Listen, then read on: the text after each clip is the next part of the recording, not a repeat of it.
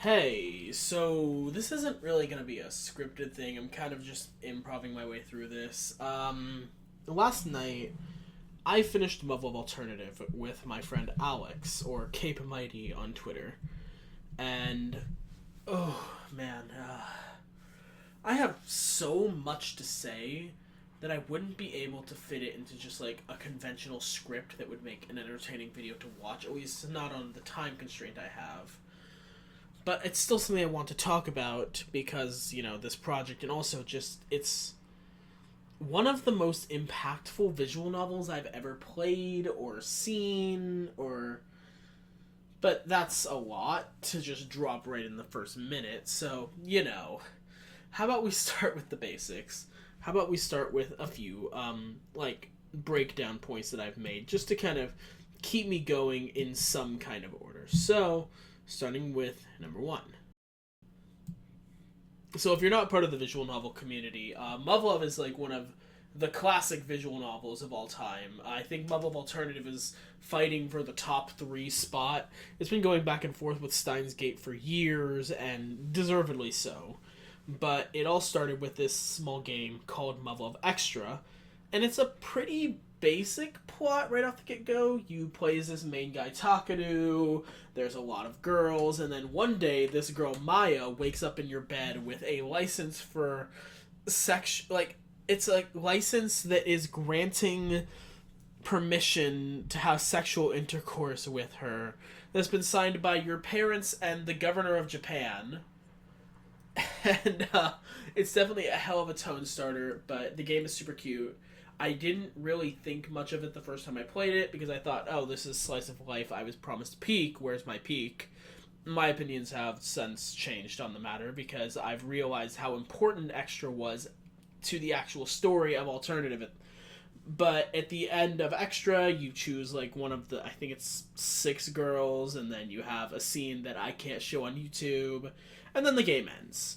However, the original Muv-Luv Extra had this little quirk in it where when you finish the main 2 characters, Maya and Sumika's story, you unlock a new game called Muv-Luv Unlimited. And Muv-Luv Unlimited is where it really starts to get kind of interesting, because Takadu wakes up in this new world, and everything is destroyed. A mech has destroyed Sumika's house. Aliens exist on Earth now called the Beta, who have wiped out like 90% of all human population.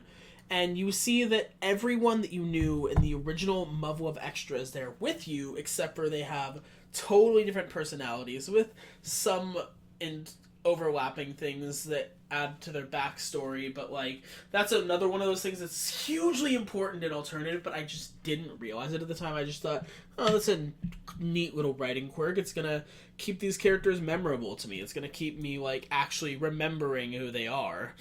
Oh, I know who these characters. It's so familiar. I've seen this in Muv-Luv Extra, but it turns out it was actually just part of this huge plot point that was overlapping all the way at the end of Alternative, but kind of at the beginning of Muv-Luv as a whole. Speaking of, part 2. Okay, so I guess I pulled up the Muv-Luv Extra VNDB page because I feel like that's going to have the characters I really need to talk about. So, going in order with how they've been displayed, Shirogane Takeru, he's the main character. He kind of starts off with this super crass asshole. In fact, he kind of maintains that way up until the middle point of Muv-Luv Unlimited. But he has these moments where he's super caring, super sweet, as your love interest or main character should be. And that really changes massively in Alternative, where I thought, this guy's okay. I'm not really the biggest fan of him, but he's fine for what he is. But then he kind of grows into one of my favorite characters, and it was wild. The next 2 are kind of a package deal. Ayamaneke and, God, what was her name? Sakae Chizuru. These 2 characters were sort of opposites to each other in a sense, where they kind of played off of each other during one of the biggest arcs, which was about this whole thing that was involving lacrosse. And if you are a fan of Muv-Luv, then you know about the lacrosse arc. You dread the lacrosse arc. But they play off of each other the entire time, where they're kind of pushing against each other, trying to fight back and forth to prove who's the better one between one another.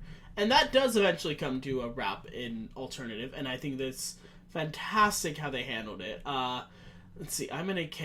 I think she was like the head player for the lacrosse team. It's been a while since I've actually read Extra, but then Shizuru was the class leader. I can't think right now of what the word is in Japanese, but let's see. Next character would be Kagami Sumika. That's like Takeru's childhood best friend.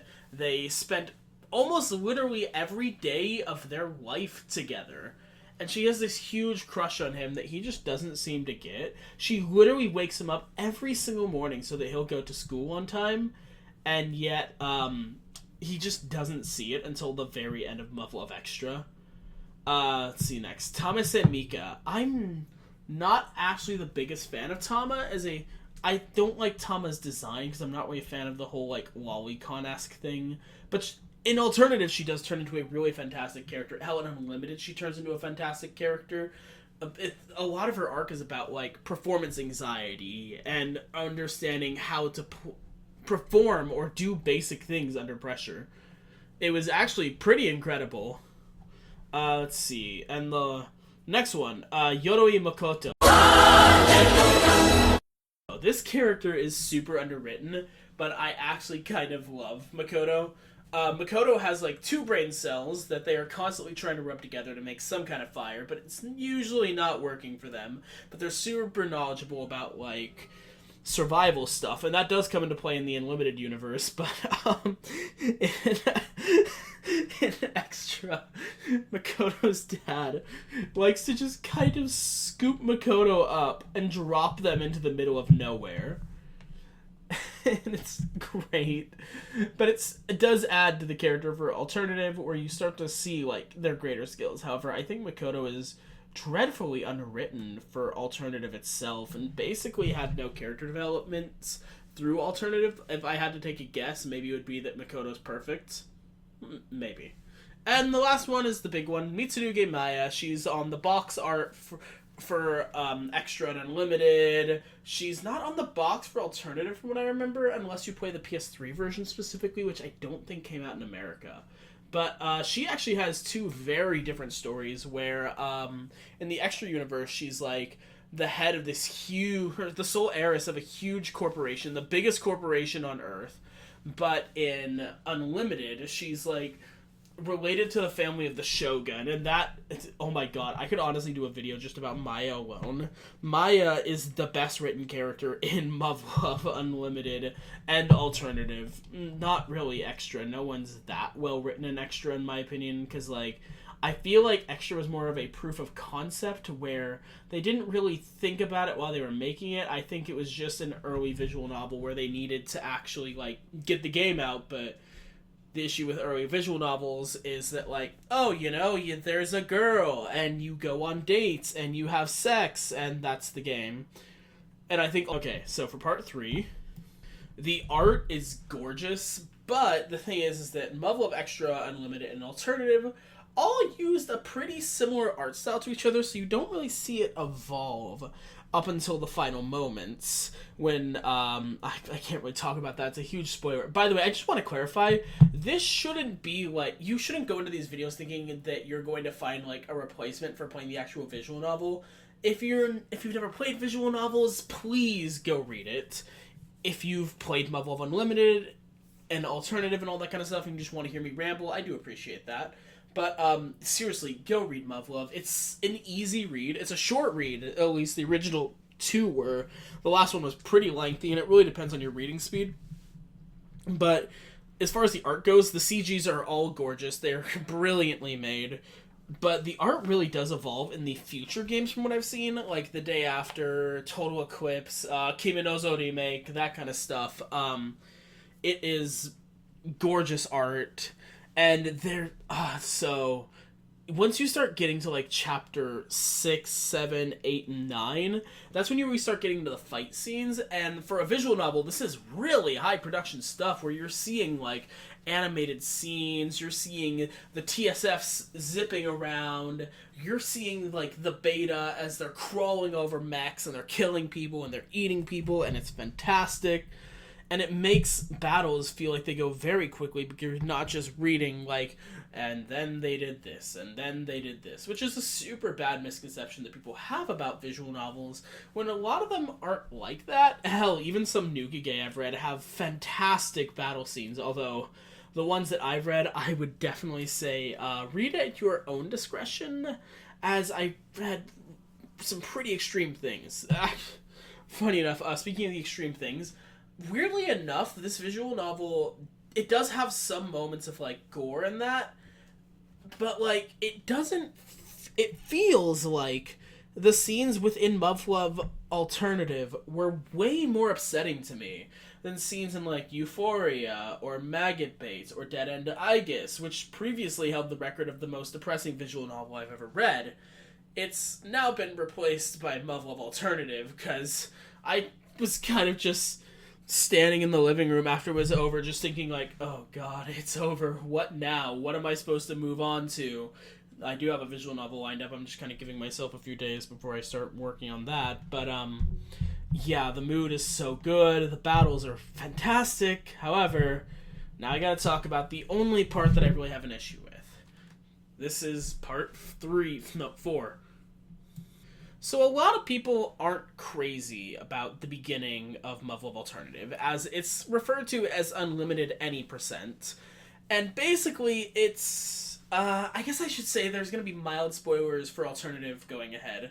But at the beginning of Alternative, you wake up back at the beginning of Muv-Luv Unlimited with, like, all of the knowledge of everything that happened over the course of Unlimited. And you still have your physical physique of everything that from, like, all your time spent in the Unlimited universe. But so you have to, for the first 6 chapters, you're basically redoing the events of Muv-Luv Unlimited, but with this newfound knowledge of, like, here's what happened. Now you can actually use that knowledge to bypass some of these events and make things go by a little quicker, a little smoother.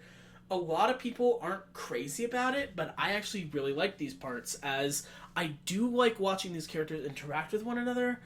I overall really enjoyed, like, seeing Takadu try to bluff his way through, like, oh no, they're gonna find out that I'm a time traveler, or some variety of that. And from there, then you start to see, like, Takadu's working frantically in the background. He's trying to make sure that some of these events that were devastating and Unlimited aren't going to happen. Or, oh, I know what's going to happen during this practice mission. I should do this so that it can go a little quicker. And he comes off as this super badass hero and immediately starts building this mystique as, like, he's a super soldier. He's the best of the best. We couldn't ask for a better soldier like him. And then that instantly changes once you do get into the actual battle scenes, because Takadu supposedly never has seen a fight before this. This is his first time, like, being engaged in TSF battles with humans, or even fighting the beta in general. I think that it really adds onto the character and shows that you can have all the muscle in the world, you can have all the prior skills in the world, you can have all the prior knowledge in the world, but at the end of the day, you're still human. And that's the best takeaway I could have for that. Unfortunately, this is the part that I do have an issue with. I read chapter 8 over the course of a few days with my buddy, and chapter 8 really slows down to a crawl with a lot of lore dumps, with everything about how TSFs work, how the various forms of beta work, what the hives are made of, where the beta come from in general, celestial bodies in the universe. And then you start getting into another multiple hour-long lore dump about how stabs work, and how you break into beta nests, and how you destroy beta nests, and then the various, like, explosions, functions, and battle taxes, and all that kind of stuff. And I'm sure there's someone out there that really appreciates that kind of thing. But I think it went on just a little too long for me to warrant, like, a perfect score. Seriously though, I think that I'm mostly at the end of my ranting here, so I have to say, if you haven't read Muv-Luv Alternative, or Extra, or Unlimited, just pick up Extra, you won't regret it. It's a fantastic read.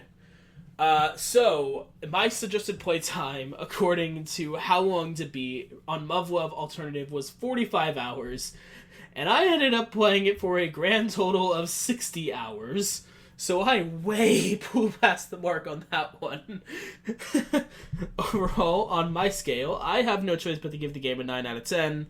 If it weren't for Chapter 8 being as long as it was, I probably would have given it a 10, but some things just really don't meld as well as they should. Thanks for watching. This was a bit of an awkward video. I just really couldn't think about how to script all this into coherent things, so I've kind of just been doing a stream of consciousness thing while staring at the wall. Yeah. So, thanks for watching. Have a wonderful day, evening, night, wherever you are. And be the change you want to see in the world.